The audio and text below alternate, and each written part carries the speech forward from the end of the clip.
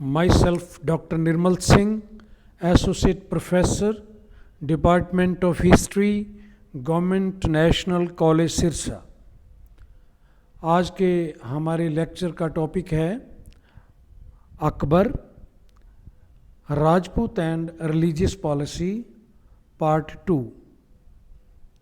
पिछले लेक्चर में मैंने आपके साथ अकबर की राजपूतों के प्रति अपनाई गई नीति, राजपूत पॉलिसी को डिस्कस किया था। आज के लेक्चर में उससे आगे हम अकबर की धार्मिक नीति की विवेचना करेंगे। अगर हम मध्य युग की बात करें तो धर्म जो है वो ज़िंदगी का एक अहम हिस्सा हुआ करता था और आम तौर पर धर्म जो है शासकों की नीतियों और कार्य प्रणाली को भी प्रभावित करता था। 15वीं सदी में भारत की बात करें तो मुगल राज्य की स्थापना से यहाँ पर एक नए युग की शुरुआत हुई।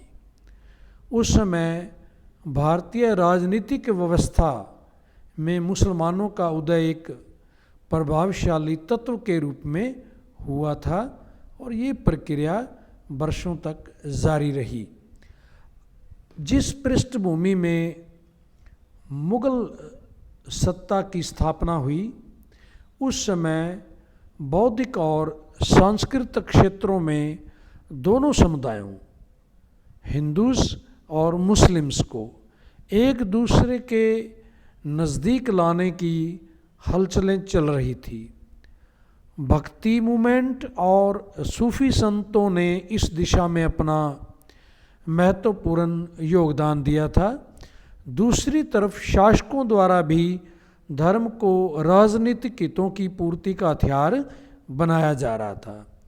कई बार शासक अपने स्थानीय सरदारों को धार्मिक रियायतें भी दे दिया करते थे और कई बार वो उनकी सत्ता को दबाने की कोशिश भी करते थे। इसी दौर में अगर हम पढ़ते हैं तो अकबर के द्वारा इसी तरीके से प्रयोग किया गया अपनी धार्मिक नीति का और मध्यकालीन भारतीय इतिहास में अकबर की धार्मिक नीति एक विशेष महत्व रखती है। हालांकि अकबर की धार्मिक नीति को लेकर विद्वानों में ये असमंजसता की स्थिति है, जहाँ एक और प्रोफेसर अतरहली और A.L. श्रीवास्तव जैसे विद्वानों का मानना है कि अकबर का उद्देश्य एक धर्मनिरपेक्ष राज्य की स्थापना करना था, जबकि I.A. खान की मान्यता है कि अकबर अपनी धार्मिक नीति के द्वारा विभिन्न जातियों, वर्गों और धर्मों से बने अपने अमीर वर्ग के बीच एक संतुलन स्थापित करके मुगल एम्पायर को स्थायी बनाना चाहता था। अकबर की धार्मिक नीति की एक खासियत भी थी कि वो शासक के रूप में चाहे एक धर्मनिरपेक्ष शासक था, परंतु व्यक्तिगत स्तर पर वो एक सुन्नी मुसलमान भी था और उसके मन में उलेमास के प्रति, मुस्लिम धार्मिक के वर्ग के प्रति एक गहरा सम्मान था। अकबर ने बड़ी खूबसूरती से धर्म और राजनीति दोनों को मिलाकर संप्रभुता सिद्धांत की खोज की और इसी के सिद्धांत पर अपना भारत में राज्य स्थापना करने की कोशिश की। इसमें कोई शक नहीं है कि भारत में मुसलमान शासकों में अकबर सबसे अधिक उदार सम्राट था। केटी शाह के शब्दों में उसने अपनी योग्यता से ये अनुभव किया कि दोनों संप्रदायों यानी हिंदुओं और मुसलमानों को राष्ट्रीय सूत्र में बांध देना चाहिए और अपने साहस द्वारा उसने इस काम को व्यवहारिक रूप भी दिया। इसमें कोई शक नहीं है कि उस समय जो इस्लामिक क्लर्जी थी, उलेमास थे, उन्होंने बड़ी बार उसका विरोध किया, लेकिन उसने अपने युग की कट्टरता से बहुत ऊंचा उठते हुए हिंदुओं, मुसलमानों और अन्य धर्म के लोगों के साथ एक समान व्यवहार किया। यहाँ तक कि उसने सब धर्मों के मुख्य सिद्धांतों को इकट्ठा करके एक नवीन धर्म दीन इलाही की स्थापना करने का भी प्रयास किया। ये हम नेक्स्ट लेक्चर में इस पर खुलकर बात करेंगे। वास्तव में उसने धर्म और राजनीति के सब भेदभावों को समाप्त करके एक राष्ट्रीय साम्राज्य कायम करने की कोशिश की। अकबर की धार्मिक विचारधारा में हमें समयानुसार परिवर्तन भी दिखाई देते हैं। मोटे तौर पर हम इसको 3 हिस्सों में बांट लेते हैं। 1555 से 1574, इसको आगे 2 सब सेक्शंस में बांटकर भी स्टडी कर सकते हैं कि 1556 से 62, जब अकबर बैरम खान के प्रभाव में था और इस दौरान उसने उसकी बातों को भी माना और उलेमाओं की बातों को भी बहुत ज़्यादा माना। दूसरे 1563 से 1574, ये वो समय था जब अकबर के धार्मिक विचारों में परिवर्तन आने का समय था। इसी दौरान उसने राजपूत हिंदू राजकुमारियों से शादियां की। और तीसरा जो दौर है उसमें उसने 1575 से 79 के दौरान विभिन्न धर्मों के संपर्क में आने के बाद अपने आप को एक धर्मनिरपेक्ष व्यक्ति बनने की तरफ कदम रखा। और 1580 से 1605 की अवधि में उसने पूर्ण रूप से टॉलरेंस की नीति अपनाई और दीन इलाही की स्थापना की। अब हम ये देखते हैं कि अकबर की धार्मिक नीति को प्रभावित करने वाले कारण कौन से थे। इनमें सबसे पहले नंबर पर हम लेते हैं आनुवंशिक कारण, हेरिडिटरी फैक्टर। अकबर का जन्म और पालन पोषण बड़ा उदारचित्त वातावरण में हुआ था। उसका जन्म स्थान अमरकोट एक हिंदू राज्य था। उसका पिता हुमायूं सुन्नी होते हुए भी हठधर्मी नहीं था और उसकी माता हमीदा बानो बेगम एक ईरानी शिया स्त्री थी जिसके धार्मिक विचार काफ़ी उदार थे। तो इस प्रकार हम देखें तो अकबर को उदार गुण पैतृक रूप से प्राप्त हुए थे। शिक्षकों का प्रभाव, जो लोग अकबर के शिक्षक और संरक्षक रहे थे वो भी बड़े उदार विचारों के थे। अकबर का संरक्षक बैरम खान शिया था और उसका शिक्षक अब्दुल लतीफ़ धार्मिक मामलों में इतना उदार था कि फ़ारस के शिया उन्हें सुन्नी और भारत के सुन्नी उसे शिया समझते थे। इस प्रकार अकबर के शिक्षकों ने उसे सुलह कुल का पाठ पढ़ाया और उसका नतीजा ये निकला कि शांति और मित्रता की उसे शिक्षा प्राप्त हुई। संपर्क का प्रभाव, इम्पैक्ट ऑफ कंपनी। अकबर का जन्म एक राजपूत के घर में हुआ था। उसके बाद अपने बाल्यकाल में अकबर ने विभिन्न वर्गों के अमीरों के बीच अपना जीवन यापन किया। मुग़ल, तुर्क, अफ़गान, ईरानी आदि अमीरों के साथ रहने से उसके मन से धर्म, वर्ग और संप्रदाय संबंधी जो संकीर्णता थी वो निकल गई थी और उसके विचार काफ़ी व्यापक हो गए थे। इसके अलावा भक्ति और सूफी संतों का भी प्रभाव पड़ा। अकबर के युग की धार्मिक उथल पुथल ने उस पर कोई कम प्रभाव नहीं डाला। उस समय भारत में भक्ति आंदोलन और सूफी मत के उदार विचारों का योग था। कबीर, गुरु नानक और सूफी मत के संतों ने हिंदू मुस्लिम एकता के विचारों का खूब प्रचार किया और मुग़ल सम्राट अपने युग के इन विचारों से प्रभावित हुए बिना नहीं रह सका। डॉक्टर ईश्वरी प्रसाद के अनुसार यह कबीर तथा गुरु नानक की ही आवाज़ थी जो अकबर के मुंह से बोल रही थी और उसने कट्टरपंथियों में तूफान मचा दिया। कहा जाता है कि अकबर सूफी संतों के प्रति बहुत श्रद्धा रखता था और वो मोइनुद्दीन चिश्ती और अन्य सूफी संतों की दरगाहों पर श्रद्धांजलि अर्पित करने के लिए जाया करता था। राजपूतों से संपर्क का प्रभाव। अकबर ने राजपूत राजाओं की स्वेच्छा से राजपूत राजकुमारियों के साथ विवाह किए। राजपूत रानियों को हरम में पूरी स्वतंत्रता दी गई। राजपूत रानियां शाही महल में अपने तरीके से हिंदू धार्मिक कार्यों में हिस्सा लेती थी और इससे अकबर को भी प्रभावित हुआ, अकबर भी प्रभावित हुआ। दूसरी तरफ अकबर ने राजपूतों को दरबार में ऊंचे पद भी दिए। इस प्रकार निरंतर राजपूतों के संपर्क में रहने के कारण अकबर के विचारों में परिवर्तन आया।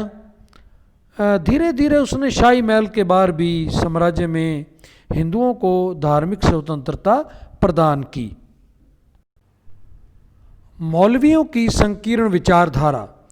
अकबर के दरबार में उलेमा वर्ग में धैर्य और सहनशीलता की कमी थी और ये लोग परस्पर लड़ते झगड़ते रहते थे। फॉर एग्जांपल शेख अब्दुल नबी जो मुख्य सदर की पदवी पर नियुक्त था और मुल्ला अब्दुल्ला सुल्तानपुरी जिसे मखदूम उल मुल्क की उपाधि दी गई थी, ये आपस में इनका बहुत ज़्यादा डिस्प्यूट था। अब्दुल नबी और उसके साथी भ्रष्टाचारी हो गए थे और शेख मखदूम उल मुल्क ने ज़कात के शाही कोष में अदायगी से बचने के लिए अनुचित और घटिया ढंग अपनाने शुरू किए थे। मुग़ल सम्राट उनके दुराचारी व्यवहार के कारण निराश हो गया। उसने सोचा कि सच्चाई उनके झगड़ों से परे है, इसलिए उसका इस्लाम पर से जो अंधविश्वास था वो उठा। उसके दृष्टिकोण में परिवर्तन होना लाजमी था। एक अकबर की खासियत ये थी कि वो जिज्ञासु प्रवृत्ति का था। सत्य को जानने की उसकी उत्कृष्ट इच्छा थी।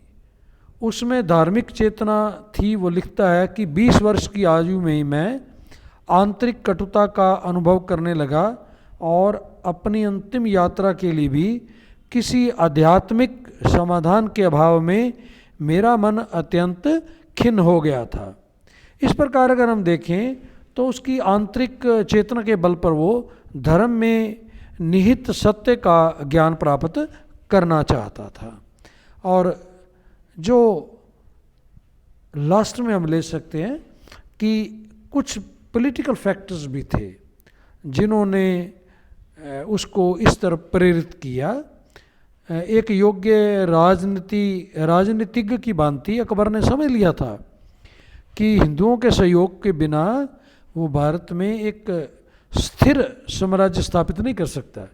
इसलिए वो एक सुदृढ़ और राष्ट्रीय साम्राज्य की स्थापना के लिए हिंदुओं और मुसलमानों के साथ समानता का व्यवहार करना ज़रूरी मानता था। अकबर की धार्मिक नीति का विकास विभिन्न चरणों में हुआ है। इन चरणों का विवरण हम इस प्रकार दे सकते हैं कि पहला चरण जो है वो 1556 से 1574 ईस्वी। इसमें आगे हम 2 उपचरण में इसको विभाजित कर सकते हैं, 1556 से 1562 और 1563 से 1574।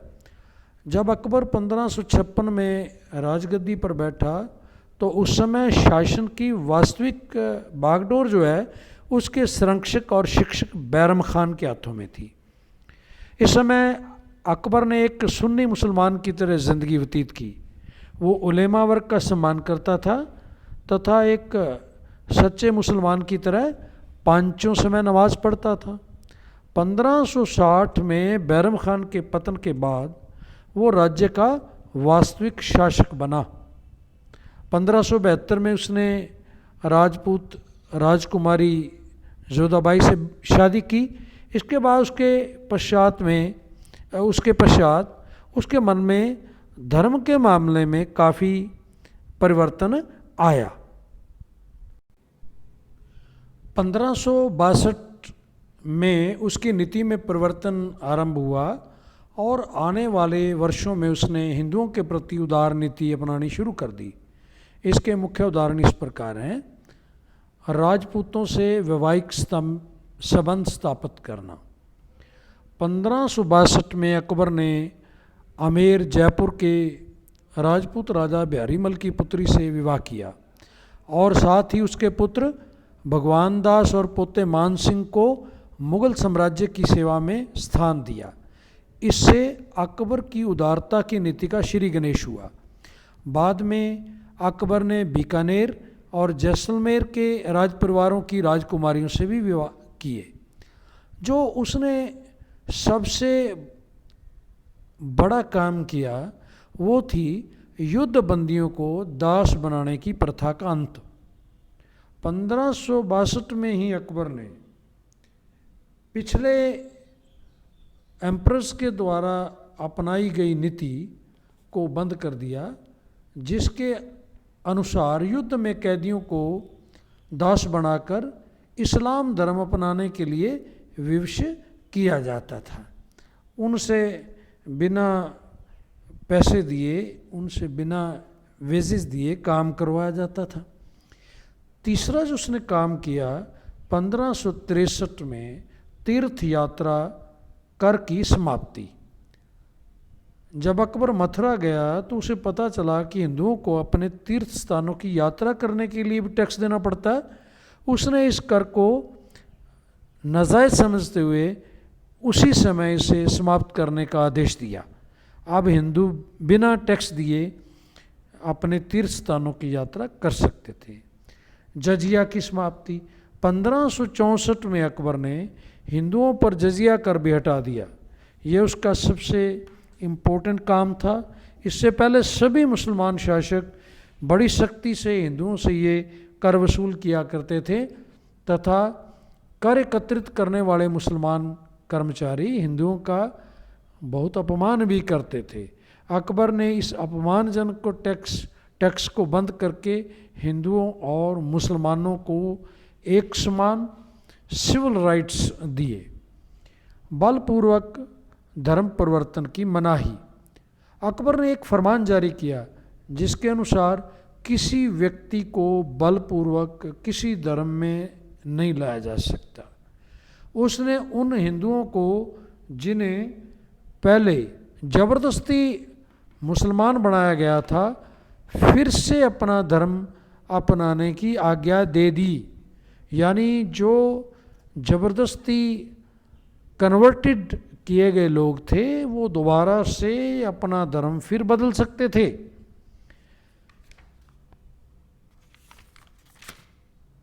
कुछ सरकारी पदों पर नियुक्ति।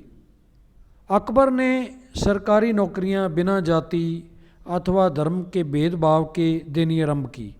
टोडरमल, बीरबल, भगवान दास और मान सिंह आदि हिंदुओं को उच्च पदों पर नियुक्त किया गया।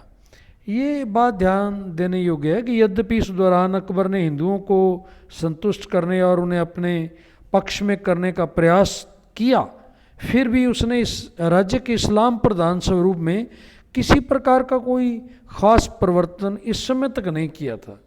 जैसा कि प्रोफेसर दुख्तिदार आलम कहते हैं कि 1568 में चित्तौड़ की विजय उसने काफिरों के प्रति जिहाद कहा था उसने इसको।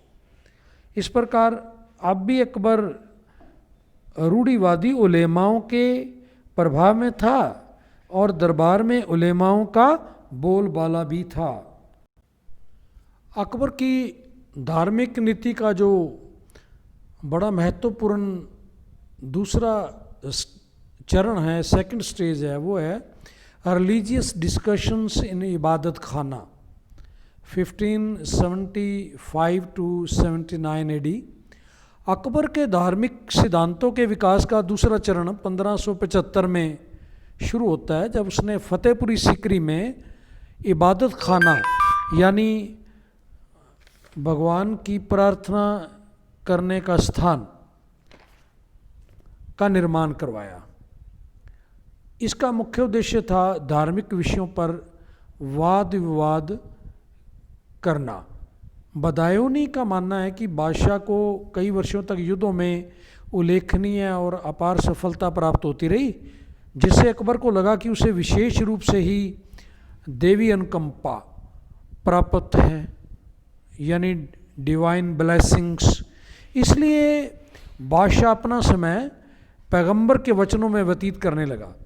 अकबर ने वाद विवाद के दौरान समम ये उद्देश्य व्यक्त किया था कि हे उलेमास और मुल्लाओं, मेरा एकमात्र उद्देश्य सत्य की जांच करना तथा असलियत का पता लगाना है। What is the truth.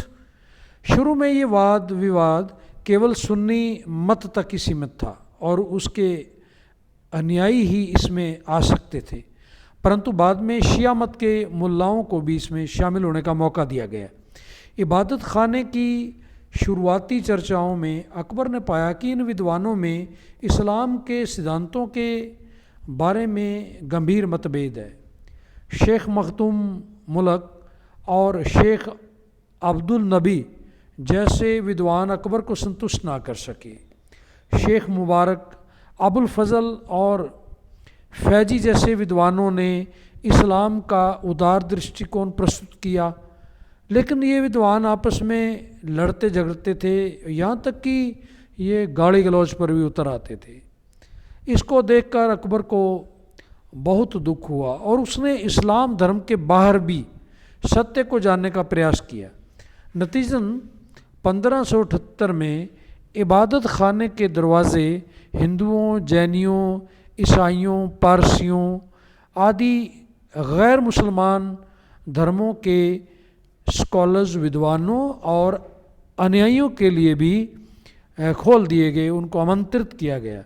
Parsi धर्म का प्रतिनिधित्व दस्तूर मेहरजी राणा, जैन धर्म का हीरा विजय सूरी, विजय सेन सूरी और हिंदू धर्म का पुरुषोत्तम तथा देवी और ईसाई धर्म का रुडोल्फो एक्वावियो तथा मॉन्सेरेट ने प्रतिनिधित्व किया।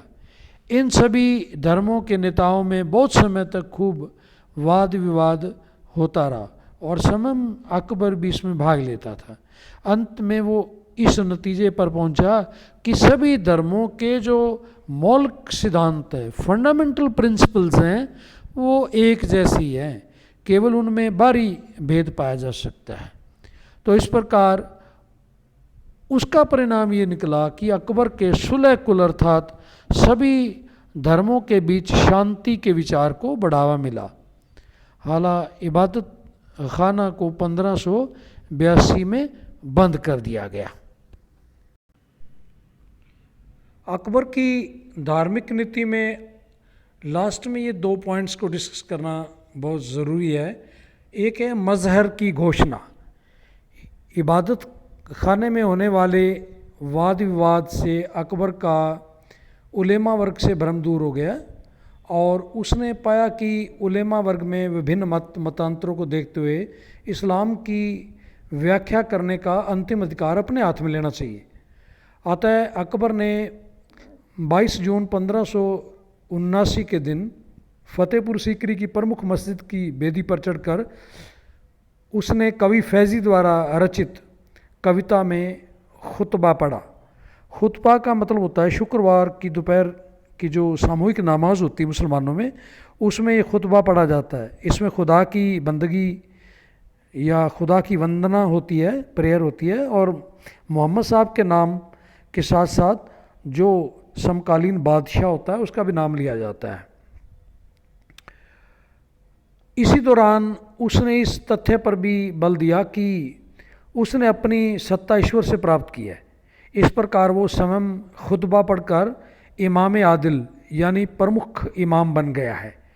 कट्टर उलेमा वर्ग और अनुदारवादी मुसलमानों ने सम्राट के इस काम का बड़ा विरोध किया, परंतु अकबर ने उनकी कोई चिंता नहीं की।